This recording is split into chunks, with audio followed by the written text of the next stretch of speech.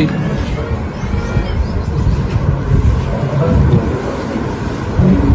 जिस प्रकार से आप सबने इस महामारी के 90 दिनों के अंदर सरकार का साथ दिया, जागरूकता बढ़ाने के लिए भी, और कैसे लोग इस महामारी से बचे,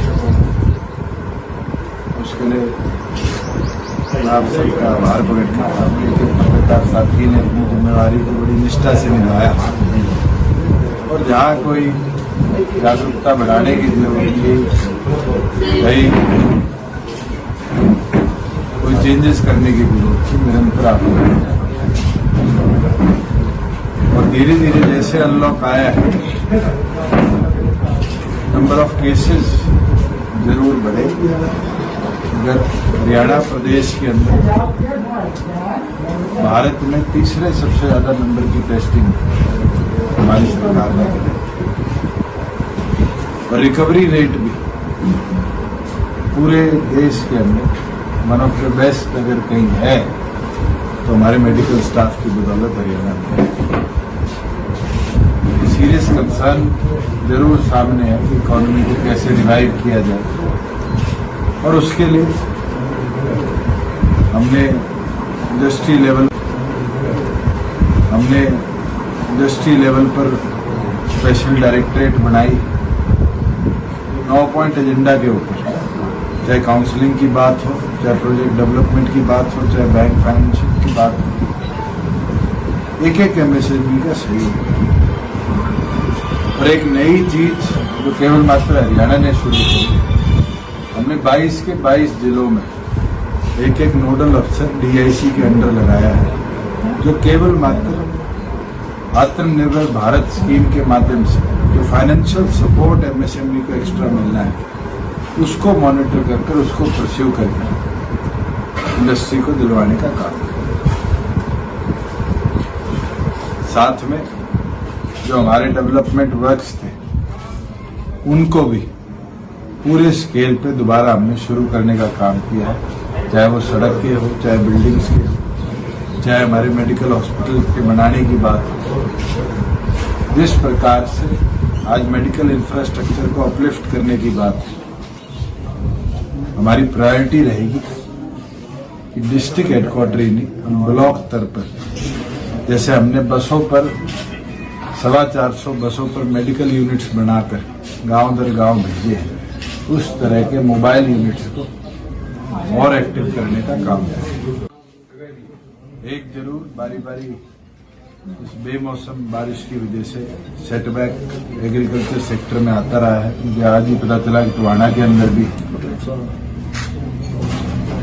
जो तूफान आया उसकी वजह से सैकड़ों बिजली के खंभे गिरे। मैं उस पर सीएमडी को डायरेक्ट भी करूंगा कि तुरंत प्रभाव से उनको रिस्टोर किया जाए, क्योंकि हमारा एक बहुत बड़ा एग्रीकल्चर सेक्टर है जो पैडी के ऊपर डिपेंड करता है। और अगर इस समय बिजली की उपलब्धता नहीं मिले, पिलर नहीं बदले, तो कहीं ना कहीं एग्रीकल्चर सेक्टर को भी इफेक्ट करेगा। साथ में जिस प्रकार से 3 मंडियों के अंदर अनाज खराब हुआ, ये कंप्लेंट मेरे पास 1-2 और छोटी मंडियों की भी आई, उसके लिए आज एक स्पेशल टीम हम चंडीगढ़ से भेज रहे हैं, तो उसके अंदर जो कमियां रही, चाहे लिफ्टिंग में, चाहे प्रोक्योरमेंट होने के बाद उनको कवर करने में, उन तमाम अधिकारियों के खिलाफ खासतौर पर नारनौंद में, बाशी और नगूरा में सख्त से सख्त कार्रवाई करने का काम है। और कई जगह आज मैं देखा, अखबार में भी छपी हुई है और भी छपी हुई है, पंचायत चुनाव जल्दी हो। पंचायत चुनाव का जो टेन्योर है, उस टेन्योर के पूरे होने पर पंचायत के आगामी चुनाव सरकार अपनी ओर पर तैयारियों में जुट चुकी है। डायरेक्शन हमने जो हमारे इलेक्शन कानून है उनको दे दिया कि तमाम डॉक्यूमेंट्स वेरीफाई करने का काम है। अगर डिले होने वाली बात पूरी तौर पर कि हम तैयार भी हैं और टाइमली उस चुनाव को कराने के पक्ष में।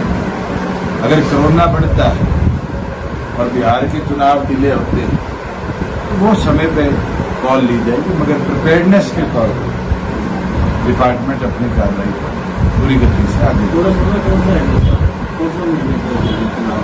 अगर चुनाव की डेट की बात करें तो जनवरी 2017 में चुनाव है, मगर जो टेन्योर है वो जुलाई एंड तक है, क्योंकि उसके अंदर 6 महीने प्रतिबंध कोर्ट का रहा था।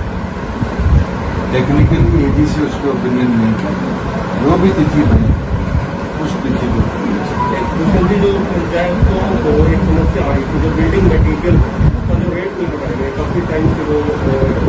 ये समस्या जिस दिन मैं ऑफिस में गया पहली बार तब मेरे सामने आया था, क्योंकि ब्लॉक लेवल पर कमेटी बनती है, वो डीसी से अप्रूव कराती है।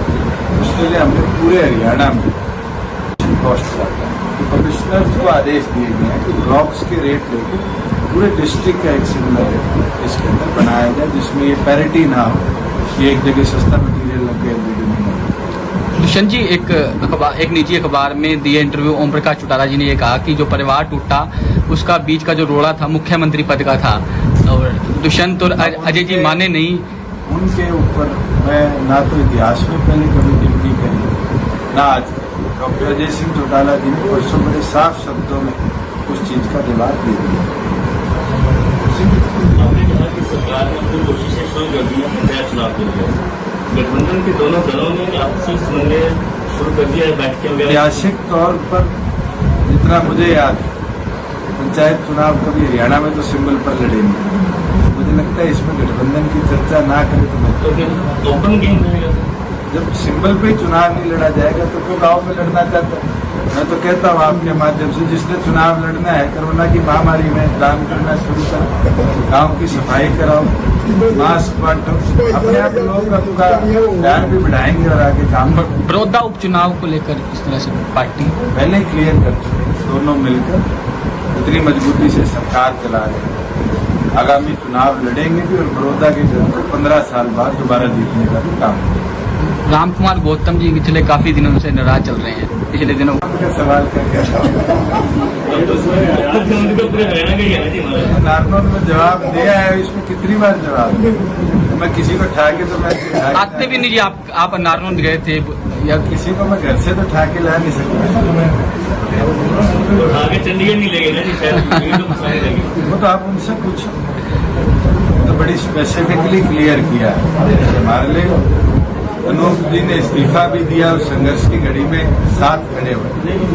मुझे लगता है सारे ये मानते हैं कि सबसे ज्यादा हक उनका बनता था और वो हक उनको मिलता। आगे किसको जिम्मेवारी मिलेगी आने वाले समय की बात, मगर क्या एकमात्र बात यही थी कि शपथ नहीं दिलाई। मुझे लगता है चौधरी देवीलाल ने कई चीजों में ये असूल सिखाए, इस तरह के दबाव में राजनीति नहीं होती। उन्होंने सरकारें छोड़ दी थी, दबाव नहीं माना था। मुझे लगता है उन असूलों में चलना हमारा भी कर्तव्य है। दुष्यंत जी, एक जिस तरह से आपके पास कोई मामला आया लॉकडाउन के दौरान, जिस तरह से फतेहाबाद और रतिया के इलाके में फैक्ट्री शुरू करने के नाम पर अधिकारियों ने वसूली करी, वो चूंकि महकमा ये आपके पास है, तो आपके संज्ञान में आया इस तरह की कोई बात सामने आई? परमिशन ऑनलाइन की, अगर कोई परमिशन के नाम पर किसी ने कोई गड़बड़ी करी और उसकी मेरे को डिटेल्स देती है तो जरूर सख्त से सख्त कार्रवाई करेंगे, क्योंकि सरल हरियाणा एक पोर्टल बनाया गया था जिसमें हर तरह की परमिशन दी जाती है। अप्रूव करते हुए अधिकारी डरते थे और उससे इंडस्ट्री को दिखते आ रहे। हमारी तो प्राथमिकता थी कि इंडस्ट्री पूरी स्पीड से गति से वापस रिवाइव हो और हम सक्सेसफुल रहे कि शुरू के 1 महीने में 48 लाख एप्लीकेशन अप्रूव हुई, जिसमें लगभग 48,000 एप्लीकेशन अप्रूव हुई, 38 लाख एम्प्लॉयज काम कर रहे हैं और वो संख्या दिन प्रतिदिन बढ़ रही है। चाहे उसमें इंडस्ट्री क्या है, चाहे हमारे ईंट भट्टों के फंक्शनिंग की बात हो, चाहे हमारे कॉमर्स की बात हो। ये रेगुलर परमिशन जो थी ऑटो जनरेटेड हमने 1 हफ्ते के बाद।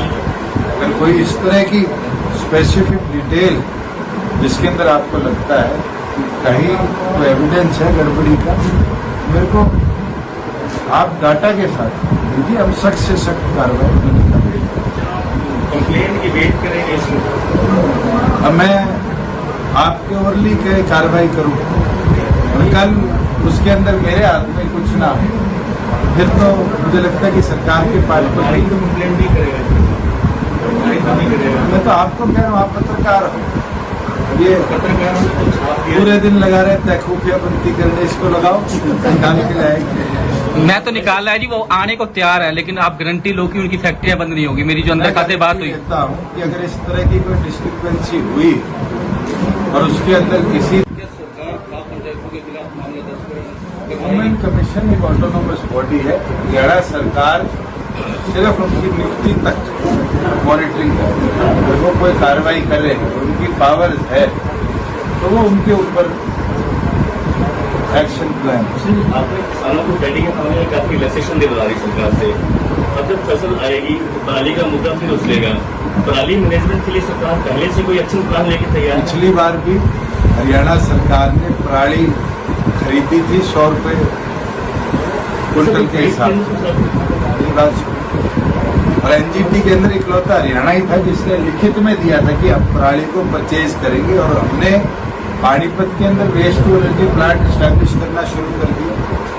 और प्रदेश के अलग अलग कोनों में जो हमारे waste to energy plant establish होने, जल्द से जल्द उनको भी हम टेंडर्स को पब्लिक करेंगे कि कोई आकर बिड करके वेस्ट टू एनर्जी प्लांट अगर लगाना चाहता है तो हरियाणा सरकार जो बिजली बनेगी उसको खरीदेगी, और वो पराली अगर खरीदेंगे तो उसको वो सब्सिडी जो फार्मर को देते हैं साथ के साथ प्रोवाइड करते। जो चाइना से जो पिछले वर्ष सरकार ने 156 एकड़ जमीन वाहिद संदर शुगर मिल को मालिकाना हक दे दिया, लेकिन उस एग्रीमेंट में ये हुआ था भी मिल चलेगी, लेकिन अब मिल चलेगी तो सरकार इसमें क्या करेगी? इसका मैंने संज्ञान लिया था, और जो रिसेंट कोर्ट के अंदर चर्चा हुई,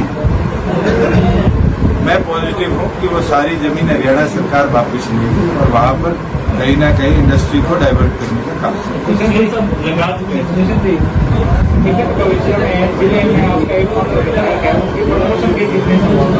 बिल्कुल है, मोशन सबकी होगी, संगठन को आगे लेके जाना पड़ेगा।